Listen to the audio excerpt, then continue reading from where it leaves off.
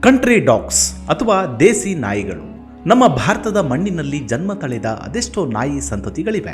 ಅವುಗಳನ್ನೇ ನಾವು ದೇಸಿ ತಳಿಗಳು ಅಂತ ಕರೀತೇವೆ. ದೇಸಿಯ ನಾನಾ ನಾಯಿ ತಳಿಗಳಲ್ಲಿ ಇಡೀ ವಿಶ್ವದ ಗಮನ ಸೆಳೆದ ತಳಿ ಎಂದ್ರೆ ಅದು ಮುಧೋಳ. ಸಾಮಾನ್ಯವಾಗಿ ಮುಧೋಳ ನಾಯಿಗಳನ್ನ ಅತಿ ಹೆಚ್ಚಾಗಿ ಬೇಟೆ ಅಥವಾ ಶಿಕಾರಿಗಾಗಿ ಬಳಸಿಕೊಳ್ಳಲಾಗ್ತಿತ್ತು. ಅತಿ ಬುದ್ಧಿವಂತ ಹಾಗೂ ಚಾಣಾಕ್ಷ ನಾಯಿಗಳಲ್ಲಿ ಮುಧೋಳವು ಕೂಡ ಒಂದು. ಹಾಗಾಗಿ ಮುಧೋಳ ಶ್ವಾನ ಕರ್ನಾಟಕ ಮತ್ತು ಮಹಾರಾಷ್ಟ್ರದಲ್ಲಿ ಅತಿ ಪ್ರಸಿದ್ಧಿಯನ್ನು ಪಡೆದಿರುವಂಥದ್ದು. ಅಷ್ಟಕ್ಕೂ ಈ ಮುಧೋಳ ತಳಿಯ ಇತಿಹಾಸ ಇಂದು ನಿನ್ನೆಯದಲ್ಲ.